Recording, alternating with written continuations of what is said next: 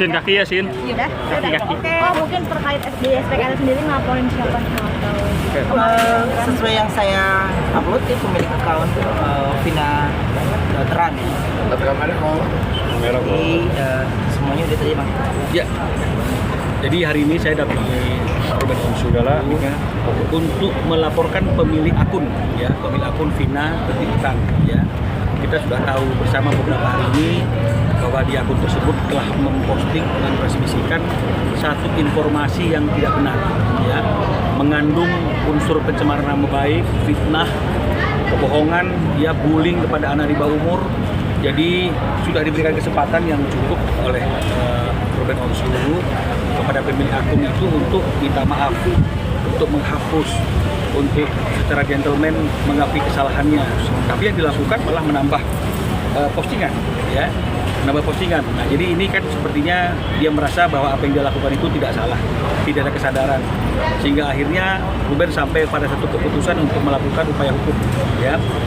Hari ini laporan kita sudah diterima, ya.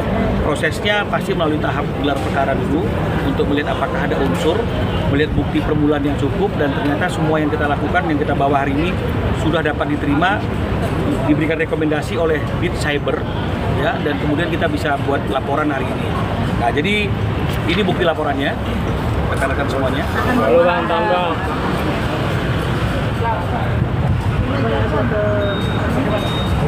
Abang aja Bang. Ya Bang.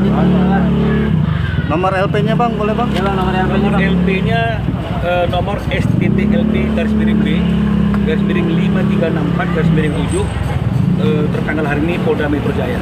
Ya. Pasalnya sendiri Bang? Nah, jadi ini ada pasal berlapis, ya. Jadi ada 310, 311 sebagaimana diatur oleh Kitab Undang-Undang Hukum Pidana, yaitu pencemaran nama baik dan juga fitnah, ya, karena ada pencemaran dan isinya adalah fitnah. Lalu kita kaitkan dengan pasal yang berkaitan dengan Undang-Undang Transaksi Elektronik ITE, ya, karena memang cara dia untuk menyebarkan fitnah dan kebohongan itu melalui media sosial, ya. Maka kita kawinkan juga dengan pasal 27 junto pasal 45, ya, junto pasal 32. Ya, jadi pasal 32 ini pasal yang paling berat. Ayat 1 itu ancamannya 8 tahun. Ya, karena ini berkaitan dengan berkaitan dengan orang yang mengubah, menambahi, mengurangi satu informasi atau data. Jadi kan dalam postingan itu kan ada rekayasa, ya, terhadap gambar yang diambil, foto kerja Ruben yang diambil. Jadi ini merupakan tindakan yang merubah, mengurangi, menambah satu data dan kemudian mentransmisikannya ulang, ya, seperti apa yang dilakukannya. Ini ancamannya 8 tahun penjara. Jadi nggak main-main. Karena pasal 27, pasal 40, 45 itu 3 tahun, ya, 3 tahun. Tapi ini 8 tahun penjara. Kita lapis lagi dengan Undang-Undang Perlindungan Anak. Pasal 1 junto pasal 15A dan kemudian pasal 76C junto pasal 80. Ini ancamannya adalah 3 tahun.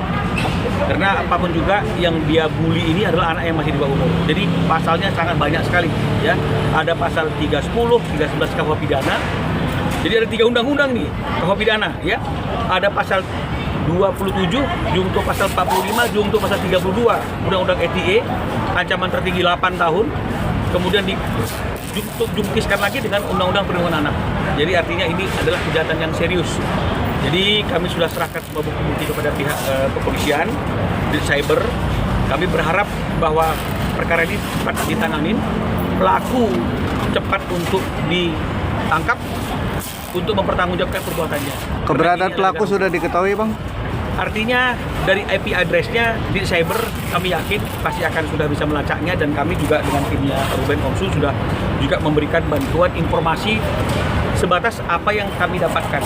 Tapi pasti pihak kepolisian dalam hal ini di cyber Polda Metro Jaya pasti sudah lebih canggih dalam melakukan hal tersebut, ya. Artinya ini juga peringatan kepada orang-orang yang masih gatal tangannya untuk mencari otoritas dengan melakukan hal-hal yang melawan hukum. Hari ini kita sudah punya satu unit khusus. Ya, dulu kan cyber itu di bawah Krimsus, ya. Tapi sekarang dia sudah berdiri sendiri secara mandiri di cyber. Ya, jadi ini menunjukkan bahwa ada ada sikap keseriusan dari pihak kepolisian untuk memberantas kejahatan-kejahatan cyber. Saya kira seperti itu. Ya. Posting di feed kalau bahwasannya ingin bertemu langsung saat itu sebelum laporan. Dan tidak ada titik temu atau tidak ada itikat baik mungkin. Dia nggak ada itikat baiknya juga kan, malah dia sengaja dia capture lagi, terus dia posting lagi, terus ya buat saya ya udah cukup. Gitu. Oh ini kan Sebelumnya kan sempat ada komunikasi atau bagaimana kok? Nggak ada. Gimana dulu bisa ngubungi setan kan nggak bisa. Ya kan ada caranya lain dia. Memang dia punya. Jadi kalau yang dibilang ini ada dia anak di bawah umur enggak? Anak di bawah enggak. Diduga ibu ya Pak? Apa? Bukan diduga ibu-ibu dah. Udah bukan diduga lagi Kok tapi ibu-ibu. ini kan terkait anak sendiri tahu nggak sih kok masalah ini? Ya insya Allah mudah-mudahan dia nggak baca-baca lagi. Cara melindunginya seperti apa, Pak? Kan mungkin udah lumayan besar juga tadi. Dan bisa membaca juga ya, udah bermain Membatasi sosmed. sosmed apa gimana? Untungnya dia punya banyak kegiatan. Setelah dia pulang sekolah dia punya banyak kegiatan dan pegang handphone tuh dia sebentar doang. Nah biasanya dia kalau pegang handphone tuh lebih ke gambar-gambar. Jadi dia kalau buka handphone langsung buat nulis-nulis gitu ya. Jadi dia nggak yang nge-scroll. Udah ya mudah-mudahan kan kalau kita tetap menjaga aja gitu. Jadi kalau buat saya di sini sangat amat kecewa karena ini ada anak di dalam ya. Apalagi dia nge-crop, dia sengaja dengan ngeditnya. Wah itu udah buat saya, ketika saya udah tegur pun dia malah makin sengaja terus kan nantangin setiap orang yang memperingati gitu. Jadi ya saya nggak mau sebenarnya kayak gini-gini, tapi ini udah cara yang menurut saya ya saya ngikutin regulasi yang benar, membuat laporan sehingga nanti pertemuan saya dengan beliau ya biar adanya di pihak polisian. Artinya sudah tidak ada kemungkinan. Ya udah nggak ada. Pintu maaf gitu. Oh kalau maaf ya Allah maafin semuanya kita maafin. Tapi kalau untuk lanjut saya kali ini lanjut. Apapun itu, mau siapapun backgroundnya dia, apapun saya tetap lanjut. Kok tadi Koko sempat share Onyo marah besar atas postingan itu. Iya udah. Kan kalau lalu kan Onyo nggak main sosial media kayak kan sekarang dia udah bisa lihat sendiri. Terus dia bertemu dengan siapapun juga akhirnya ada lingkungan yang ngebahas ya kan.